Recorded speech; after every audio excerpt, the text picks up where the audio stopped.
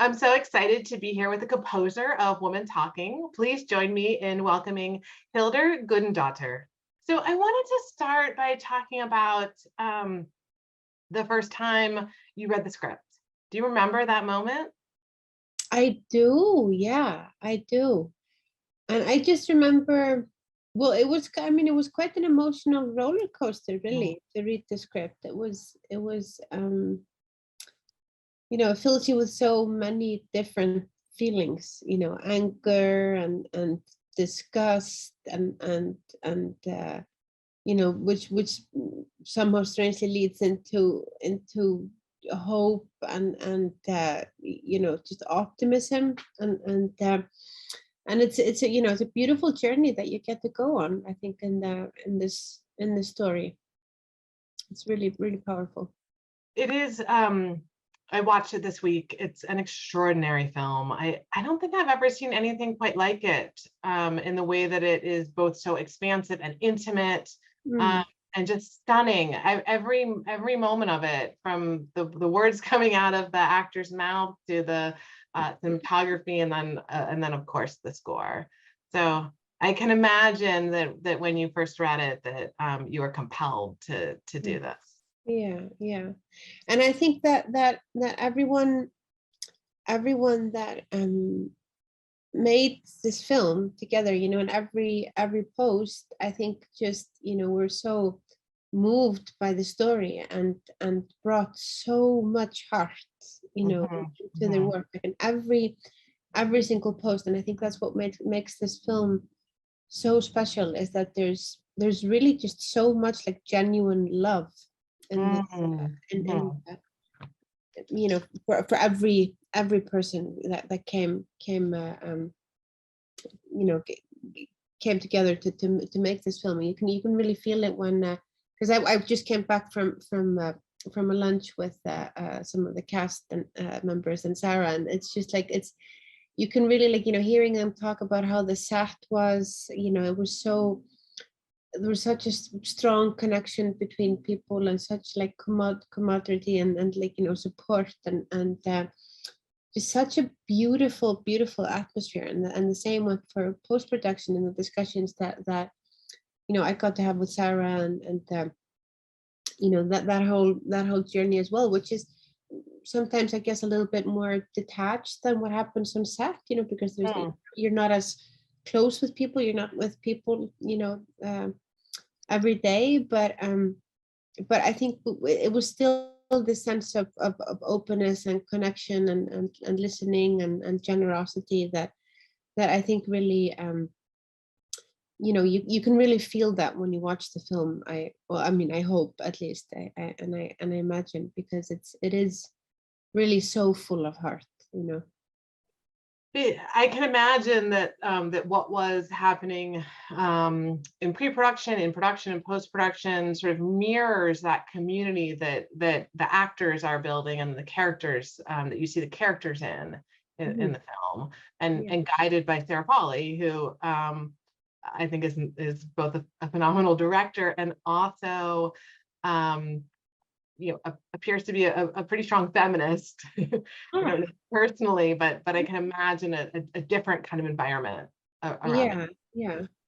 But she's also like, she's a feminist that and an activist, really. I think you very safely call her an activist, and I think the way that she goes about taking on subjects, like she's really unafraid of shying away from the hard stuff and the scary stuff and the stuff that's like really loaded and difficult to start to tackle, and she just kind of goes headstrong towards these subjects, but with such an amazing sense of humor and just compassion and it's so inspiring to be around someone and working with someone that has that mindset of just like taking something on, but like with such power, and you're just like laughing hysterically that whole time, which brings a really special atmosphere, you know, and it's very generous of her to invite people to that space. I think it's very inspiring. Did you have a vision for the music out of the gate, or is it something that you developed collaboratively with her? What was that process like?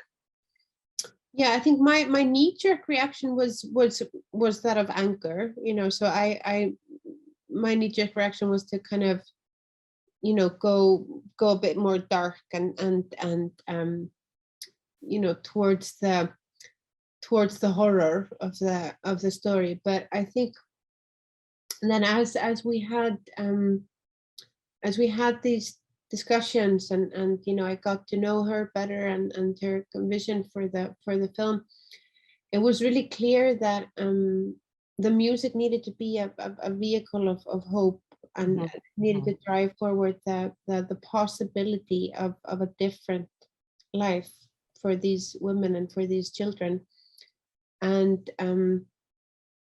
And I think that, you know, in that journey of finding that hope and finding that connection in the music, you know, because I think it's something that you can't, or I mean, it's uninteresting to fabricate it emotionally, right? You know, I think you need to, when you're taking on a story like this, you need to feel it in order to be able to portray it, I think. So I really needed to feel the sense of actual hope for, you know, for myself in regards to this story and things that are happening in our surroundings in real life, you know, with in regards to women's rights and you know, because there's been a lot of turbulence around us, you know, in the last couple of years and right now and just in this year alone. I mean, it's been a very, very turbulent year for women, you know, and that obviously feeds into the way that I'm thinking and acting as a you know, person and woman. You know, it definitely affects the way that you see the world, and therefore like the music that you write, you know. And I, in order to write music that was full of hope and optimism, I needed to find that for myself, you know. So it was a really interesting journey for me personally to take to find that hope, and I'm really grateful to have had that opportunity through working on this film of really sitting with how I want to react, you know, as a person alive today. You know, do I want to leave, or do I want to move forward, you know, or do I want to stay, you know, do I want to stay angry, or do I want to actually have, you know, have a way forward, and that was a really interesting journey for me, and that I think the music, you know, the music that the journey that the music travels in the film is very kind of reflective of how I was feeling myself. I think it the music has a joy and a beauty to it, but you I think stay clear of it being sentimental. And I wonder how you did that. Like, how did you sort of strike that balance?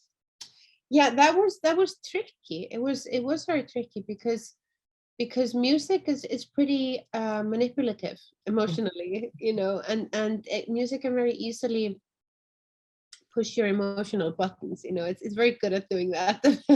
that's the easy way out, you know, and I didn't want to do that. And I think especially when you're dealing with real stories, I think it's really important to not over dramatize, like, you know, to try to be truthful, you know, because I think what these women went through was horrifying enough, you know, and it doesn't need me to overemphasize the horror, you know. So it's just that it's an interesting balance of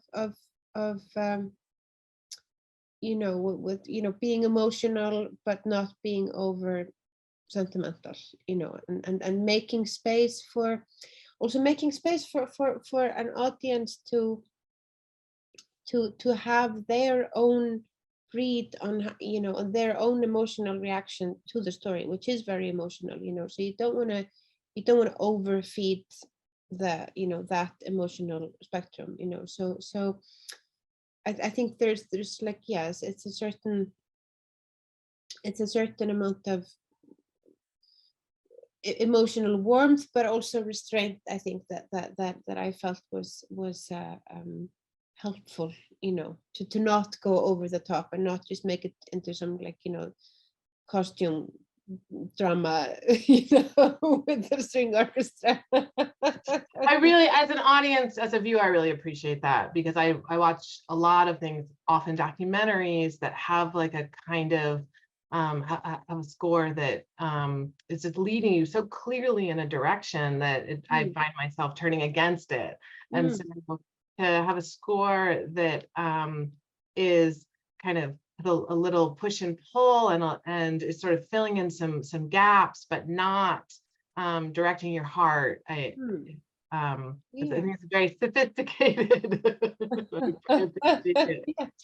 No, because I appreciate that myself. Like when I'm watching films, I always appreciate having to be given some space to make up my own mind about things, because I think, you know, that's the kind of, you know, the difference between, for example, reading a book and watching a film is that when you read a book, you have so much space to make up these scenarios and to make up these tempos and these, you know, emotional reactions and you know, size of emotional reactions and all of these things.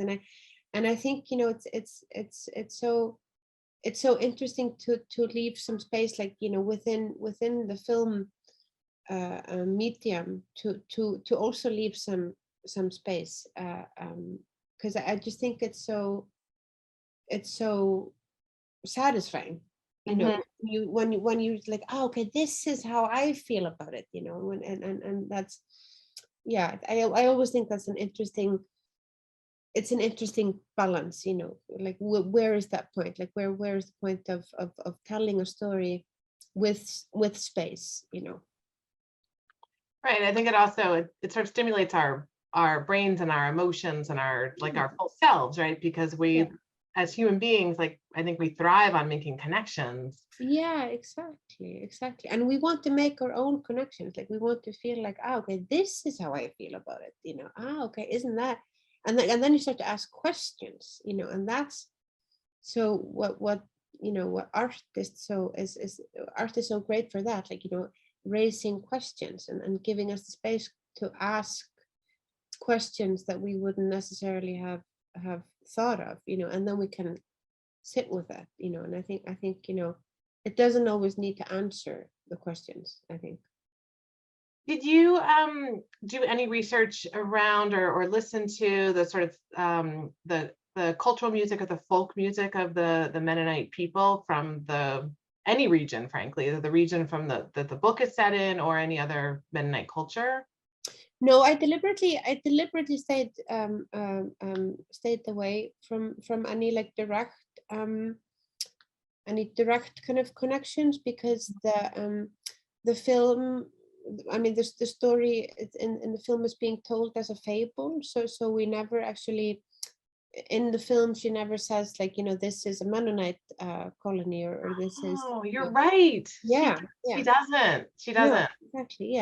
Yeah. So this is so she leaves a lot of open, you know, also just like, you know, in which time the film is happening, like it could be sometime in the past, but it actually, you know, I mean, these events happened between like 2005 and 2009, you know, it's like these are very recent events. But so she leaves a lot of open space for interpretation of, you know, where this is, like what colony this is, you know. So I wanted the music to also be similarly open, you know, to kind of be more archetypal than specific about, like, you know, it's a rural environment. So I thought it was important for the music to be earthy and grounded and rural, you know, not to be like a high upper class music, like with you know, upper class instruments, but like, you know, something rooted in the more like rural area. So even though these women probably wouldn't have access to actual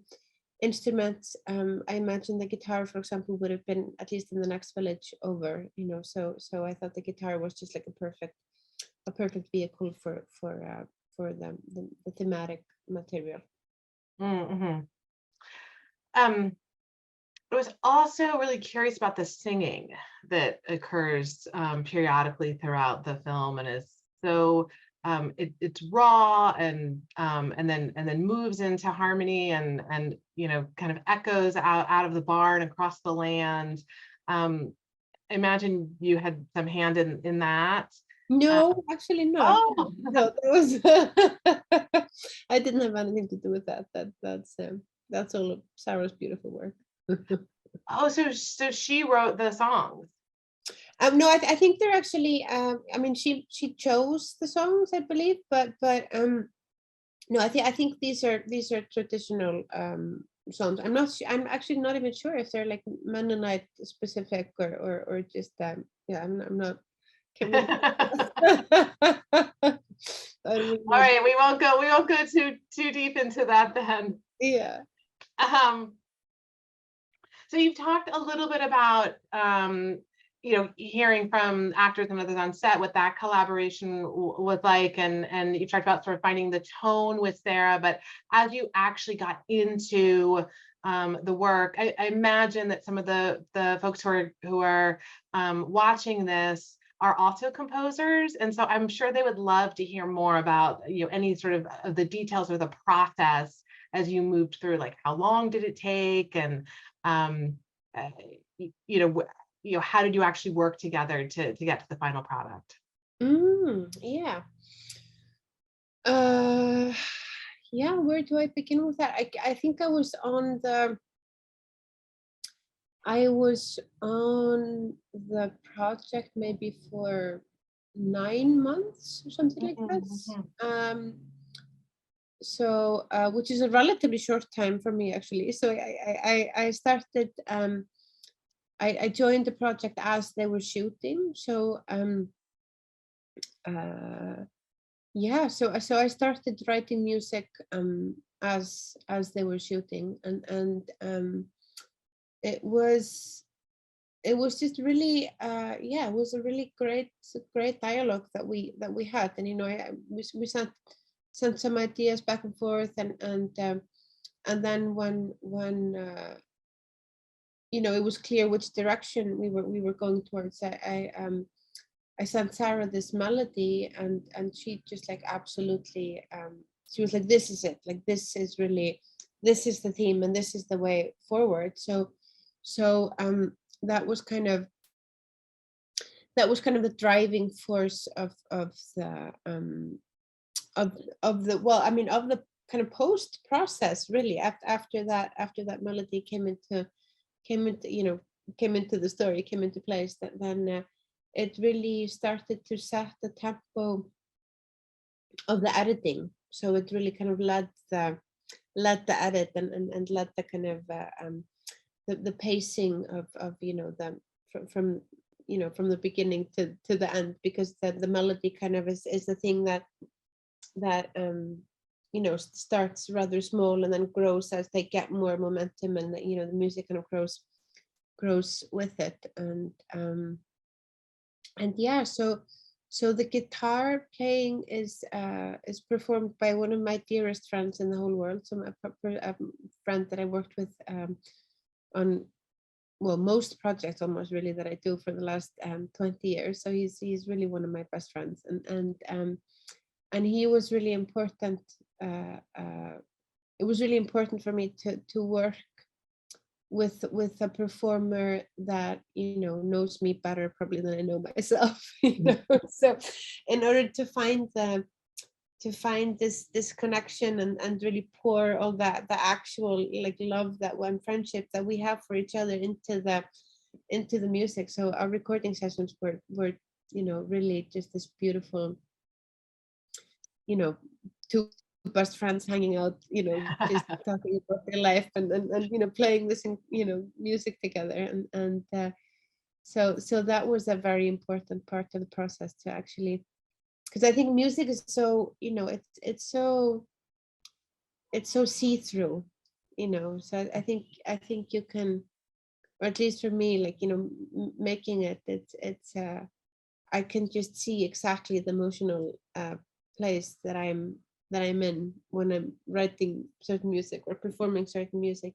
So I think it's important to again, the honesty of this love is also like very important, I think. And so Skúlisferðisson is a very important part of this score. And then the string parts, I recorded remotely in with a LA ensemble, and so that was most of this. Yeah, most of the score was kind of remote working, like classic COVID working situation. Yeah. On Zoom, and it's kind of amazing, like what you can pull together remotely, and with people, from in all corners of the world, So I was in Berlin and Sarah was in Toronto, and there was the shot in Canada, and then we recorded the strings in LA, and Skúli was in Iceland, So it was just like, wow, that's very international. yes, very, very international, and very, it's kind of amazing that you can do stuff like this, today. Yeah. You were talking a little bit earlier just about the, finding that hope within yourself, which is what helped to drive the composition. We've been talking a lot about hope this year, but especially in the fall, there were so many incredible movies coming out this year with women at the center and women behind the camera. And then we felt a little bit of the kind of disappointment in the last few weeks as the awards nominations have come out, and we haven't seen women on the Directors Guild list, and we didn't see women directors at the Golden Globes. And we've known for a long time that we have low numbers in composing. You are one of the rare women that have won an Oscar for Best Score. And I wonder what your thoughts are on this. Both, we'll start first, like sort of with this season, with so many incredible movies. How is it that women are not rising to the top? Oof, that's the $1 million question. It really is. Of which I don't really know. It's like I keep getting this question in different forms, and I'm always like, man, I wish I had an answer. Yeah. I mean, I think you have a unique perspective as a native Icelander, where gender parity does look different than it does than most of the rest of the world. So I imagine really does. Yeah, like really shocking to you. yeah. No, it really does. It really does. I mean, I grew up. We had a woman president, a single mom.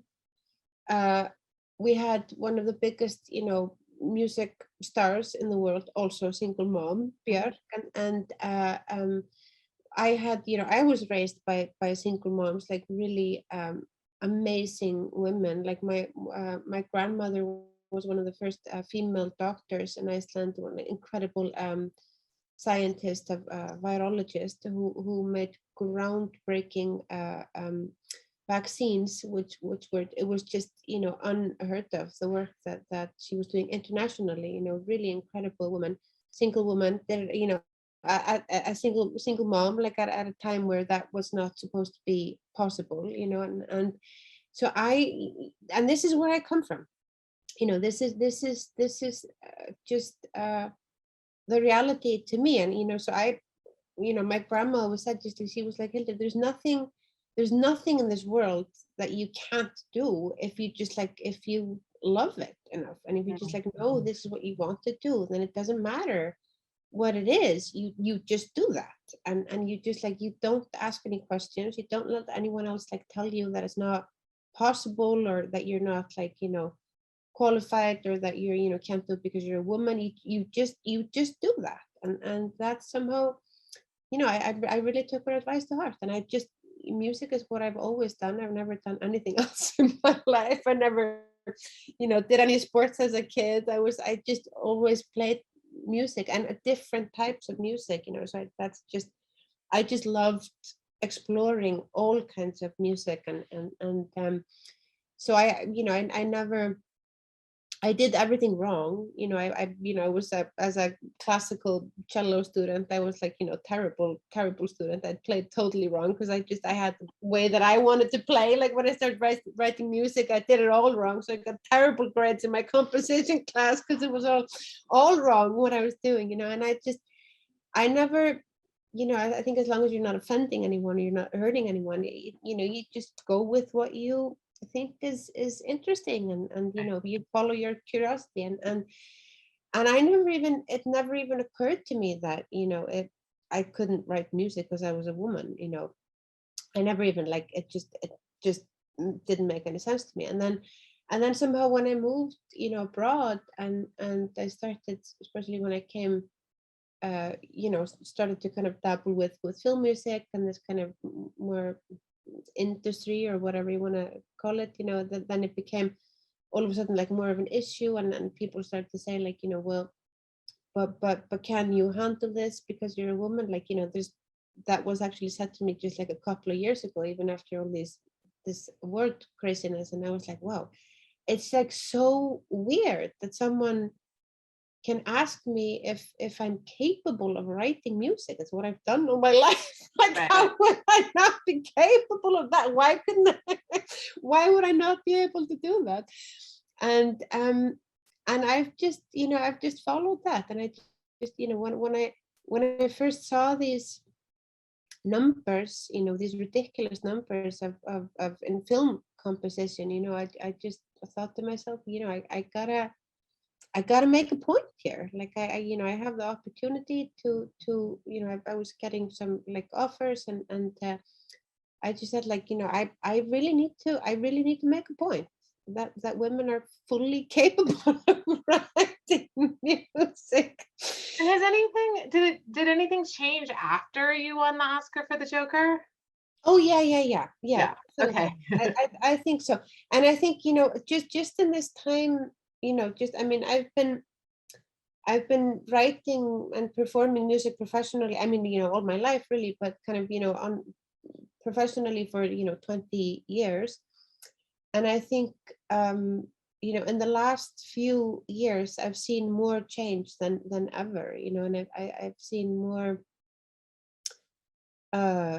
you know, I've seen just a general atmosphere towards, you know, women composers, and also, you know, women directors, and women in all the whole spectrum of the industry. And I think there's a lot of space is being made for women to join the conversation, you know. And that's really amazing, you know. And I think I just came back from the AFI lunch, you know, where you saw all these clips of, as you were saying, there were so many films was like really incredible, like women-led casts, you know. And some like in whole ensembles of like women cast. They're so powerful and so strong, like such amazing performances, and amazing, you know, women directors, and they're definitely, you know, as I said, like, you know, they're finally starting to get to join the conversation. And I guess that, you know, the reason why they're not getting nominated, or you know, why we're not seeing you know, seeing them more like at that stage, you know, it's bizarre, but I guess it takes time, you know. We're in this kind of strange phase of